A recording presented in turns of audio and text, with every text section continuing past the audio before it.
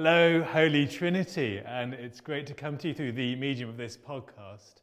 And this is my little contribution to some daily bread for you as we issue these podcasts day by day. And I'm just going to start with a reading from Scripture, Gospel of Luke, chapter 8, and it's a well-known story, Jesus calming the storm.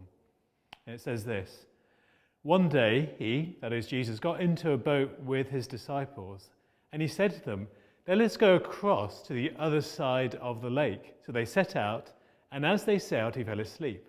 And a windstorm came down on the lake, and they were filling with water and were in danger. And they went and woke him, saying, "Master, Master, we are perishing." And he awoke and rebuked the wind and the raging waves, and they ceased, and there was a calm. He said to them, "Where is your faith?" And they were afraid, and they marveled, saying to one another, "Who then is this that he commands even winds and water, and they obey him?" That's a story you probably know really, really well. And often when we talk about that story of what Jesus was doing, we talk about his authority, his power over winds and the storms of life, even in the unexpected seasons. And that's a really important message to hold on to in this season. But what I just want to share with you briefly is actually something very different from that story. And that is the fact that Jesus fell asleep. There's great comfort here in the fact that he fell asleep. There's great power in his sleeping. And I'm not saying he fell asleep in that he stopped being governance over the entire universe by the word of his power. I don't mean that he fell asleep and he didn't care anymore. He actually was able to fall asleep because certain things were true about his life, about who God is, that are really important for us. And the first reason why Jesus was able to fall asleep was because he trusted other people. You see, they're in a boat crossing a lake, and he's tired from a lot of ministry. If you read the chapter beforehand, he's been teaching, he's been healing, he's been gallivanting around the countryside, and they get to the lakeside, and he is tired. And he gets into the boat, and he falls almost immediately asleep, such a deep sleep that actually, even though the storm comes, they have to shake him up to wake him up. And why is he able to do that? It's because he trusts his disciples. See, he didn't feel like he needed to be in charge of the boat at that moment. Many of his disciples were fishermen. They were experts in navigating that particular sea, in fact. And he knew that he could entrust himself into their care. And even though he was their Lord and Master and Rabbi, he knew at that moment he doesn't need to be any of those things. He can just be someone who is tired, who needs to go to sleep. And he can trust that the others have it in hand. And I think for me that's often a really deep lesson to learn in times of trouble, in shaking times, that actually I'm not meant to do it all myself. That actually I can trust others, especially with the things that I can't do or I'm not an expert in. So in the current season with the coronavirus and all that's going on, we are called, actually, as tough as that can be, to trust others. We're called to trust the government.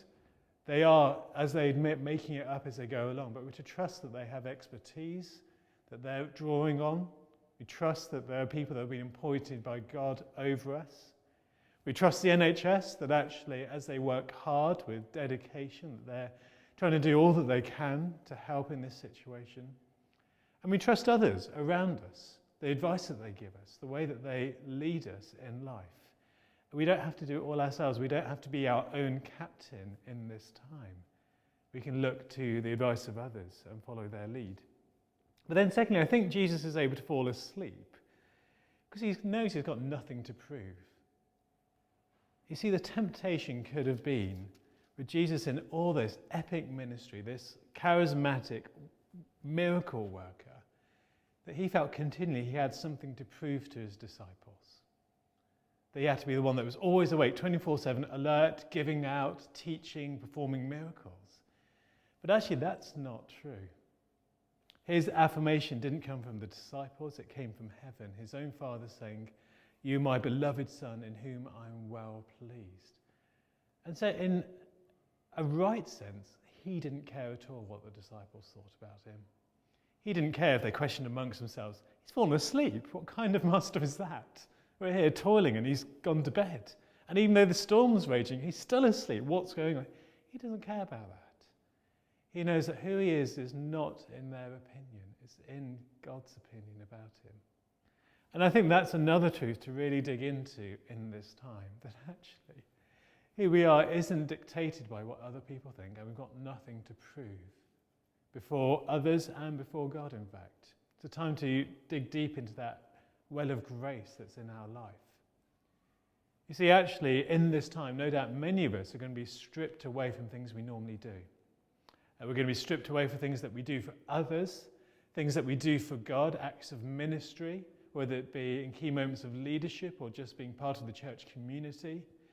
For others here, it'll be outside of the church, in your workplace. You're not able to do all that you used to do. And the things that used to give you a sense of purpose and identity and assurance, you no longer have. And that can lead you to feel in a lot of limbo. In fact, it can be really disconcerting. But actually, I think the example Jesus sets here is that this is a chance to enter into that deep rest of God that the Bible promises for all who ask for it. That sense of we're just accepted for who we are. It doesn't matter that we're not doing anything. Some of us in self-isolation feel like we're not contributing to the world, that we're not making a difference. Well, for this season, maybe that's true. But that's okay. That's okay. That's not the means of us being right and us being in kingdom's pleasure. But actually, we can just be who we are in this moment, loved by God, relying on his grace. And we can access that grace. We can spend time receiving his love afresh. And perhaps this is a season where we're just being filled up afresh in this moment for further works to come, things that you will be doing.